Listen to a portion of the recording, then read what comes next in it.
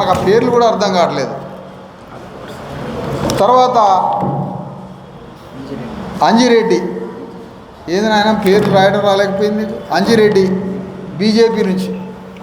ఈ రెడ్లు పోటీ చేస్తున్నారు. ఇక టీఆర్ఎస్ అంటే ఈ ఎన్నికల నుంచి ఫరారు అయిపోయింది. మరి వాళ్ళు ఎవరికి పోటీ మద్దతు ఇస్తారో ఏందో మనకి ఇంకా తెలియదు.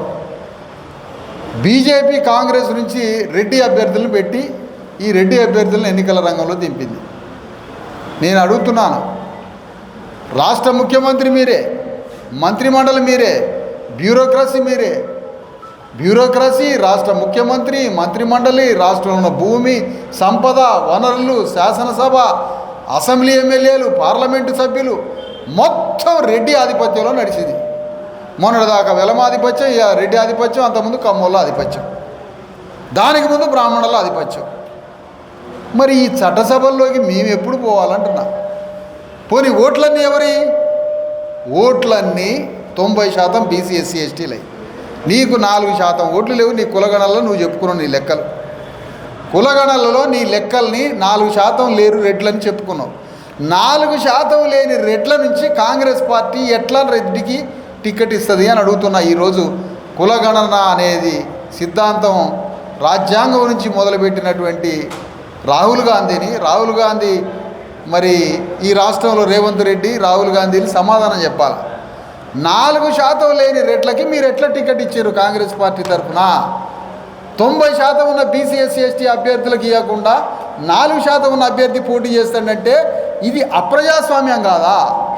ఇది భారత రాజ్యాంగానికి వ్యతిరేకం కాదా? కాబట్టి వెంటనే ఈ నరేందర్ రెడ్డి విత్డ్రా చేసుకోవాలి కాంగ్రెస్ పార్టీ నుంచి. ఈ కాంగ్రెస్ పార్టీ నరేందర్ రెడ్డి పని ఏంటి? ఈ రీసౌండ్ తీసేయాలన్న, అది మినిమం పాయింట్ కదా. ఈ నరేందర్ రెడ్డి ఎవరంటే ప్రభుత్వ విద్యా వ్యవస్థ మీద అణుబాంబులు వేసేటోడే ఈ నరేందర్ రెడ్డి. ప్రభుత్వ విద్యా వ్యవస్థ మీద అణుబాంబుల వర్షం కురిపించేవాడే ఈ నరేందర్ రెడ్డి. ప్రభుత్వ విద్యా వ్యవస్థ బాగుపడాలని నరేందర్ రెడ్డి కోరుకుంటాడా సార్? ఓ జర్నలిస్ట్గా మీరు చెప్పండి ఒక్క మాట. ప్రభుత్వ విద్యా వ్యవస్థ బాగుపడాలని ఈ అల్ఫోన్స్ సంస్థ కాంగ్రెస్ పార్టీ అభ్యర్థి కోరుకుంటాడా? ప్రభుత్వ వ్యవస్థ బాగుపడాలని కోరుకోవడం కాదు, ప్రభుత్వ వ్యవస్థ మీద, ప్రభుత్వ విద్యా వ్యవస్థ మీద, విద్యార్థుల మీద అణుబాంబులు వేస్తాడు.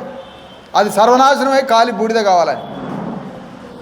కానీ మా అభ్యర్థి ప్రభుత్వ స్కూళ్ళలో చదువుకొని ప్రభుత్వ విద్యా వ్యవస్థ బాగుపడాలని ప్రభుత్వ స్కూళ్ళలో చదువుకుంటున్న బీసీ ఎస్సీ ఎస్టీ సమాజం తరపు నుండి ప్రభుత్వాలను నిలబెట్టే బీసీ ఎస్సీ ఎస్టీ ప్రజల స్వేదం నుంచి ఈ అభ్యర్థి బయలుదేరింది. ప్రభుత్వ వ్యవస్థ బాగుపడాలనేది మాకుంటుందా? ప్రభుత్వ స్కూల్స్ని నడిపి ప్రైవేట్ స్కూల్స్ని నడిపి ప్రభుత్వ విద్యా వ్యవస్థ మీద అణుబాంబులు వేసే నరేందర్ రెడ్డికి ఉంటుందా? మరి చదువుకున్న పట్టభద్రులు ఎవరికి కొట్టేస్తారు?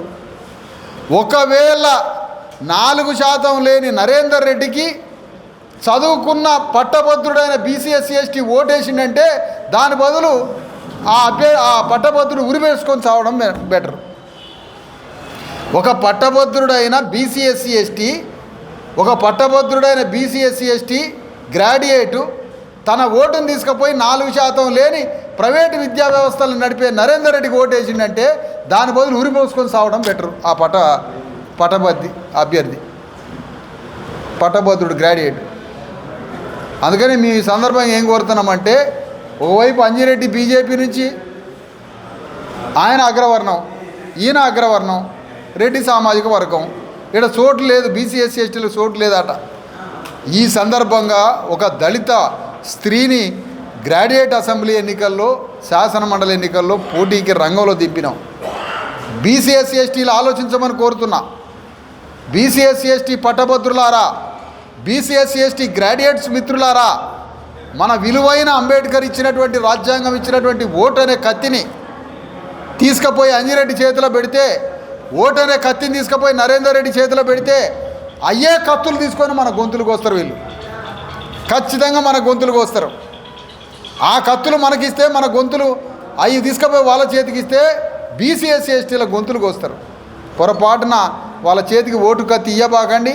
ఆ కత్తిని మంచిగా పలుకురాళ్ళు వేసి నూరి ఈ అగ్రవర్ణ రెడ్డి అభ్యర్థులను ఓడించమని కోరుతా ఉన్నాయి ఈ సందర్భంగా. అందుకని మందా జ్యోతికి ఓటేయండి. ప్రజాస్వామ్యాన్ని రక్షించండి. దళిత అభ్యర్థి మందా జ్యోతికి ఓటేయండి, భారత రాజ్యాంగాన్ని రక్షించండి. నరేందర్ రెడ్డిని, అంజిరెడ్డిని ఓడించండి. అగ్రవర్ణ అభ్యర్థులైన 4% ఓట్లు లేని 4% జనాభా లేని అగ్రవర్ణ రెడ్డి అభ్యర్థుల్ని చిత్తుగా ఓడించండి. ఒక దళిత స్త్రీ మందజ్యోతిని గెలిపించి శాసనమండలిలోకి పంపితే పట్టభద్రుల సమస్యలు, నిరుద్యోగుల సమస్యలు, ప్రభుత్వ విద్యా వ్యవస్థ ఈరోజు పోరాడుతున్నటువంటి అనేక సమస్యల్ని పరిష్కరించడానికి ఒక మెజారిటీ ప్రజల తరఫు నుంచి పోటీ చేస్తున్న దళిత స్త్రీకి అవకాశం ఇచ్చి శాసనమండలికి పంపమని ఈ సందర్భంగా మీడియా ద్వారా పట్టభద్రులైనటువంటి గ్రాడ్యుయేట్స్ అందరినీ ఈ సందర్భంగా కోరుతున్నా.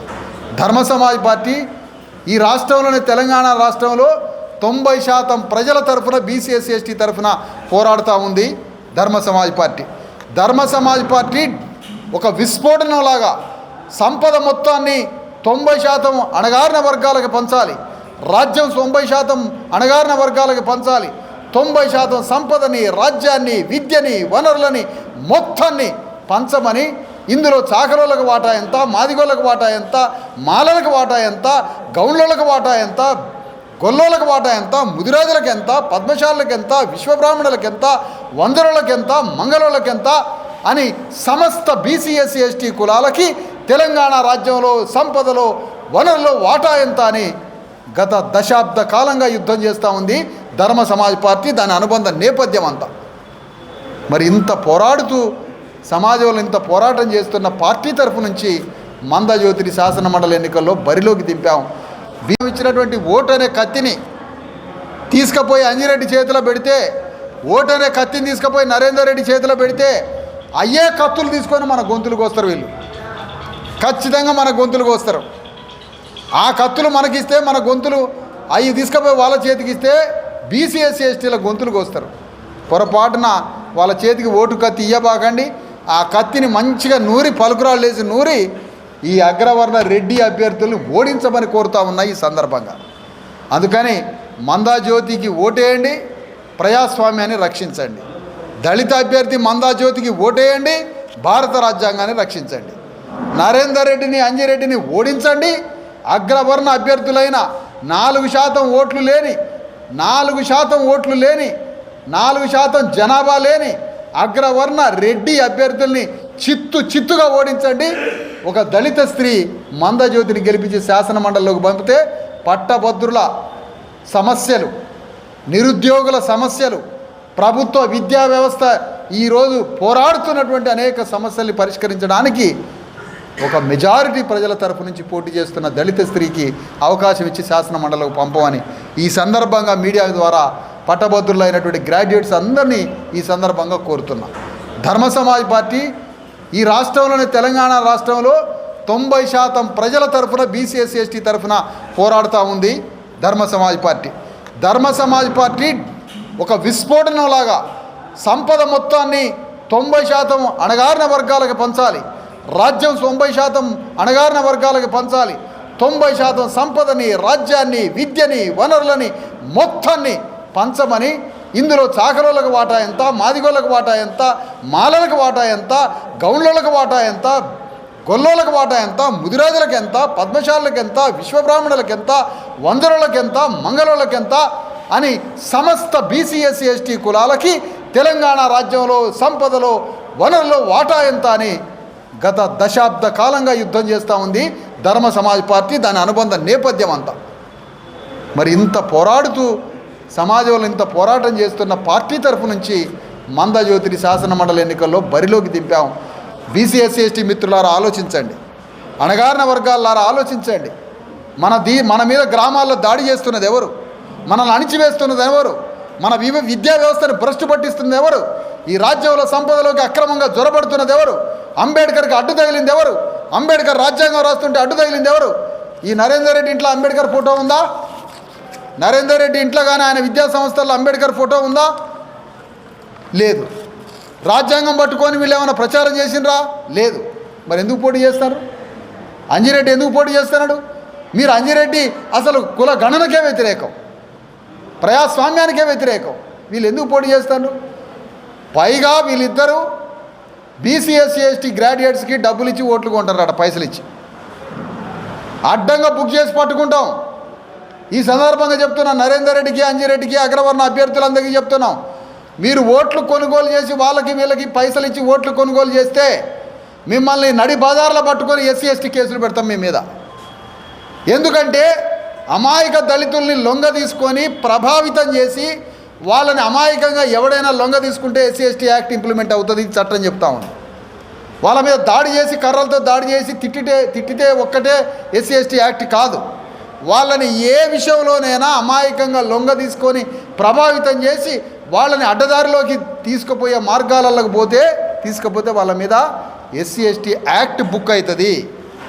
అందుకనే మీ దగ్గర మందు పంచడానికి, పైసలు పంచడానికి మీ కింద మా బీసీ ఎస్సీ ఎస్టీ అమాయక చెంచాలను పెట్టుకున్నా వాళ్ళ మీద బుక్ చేయం.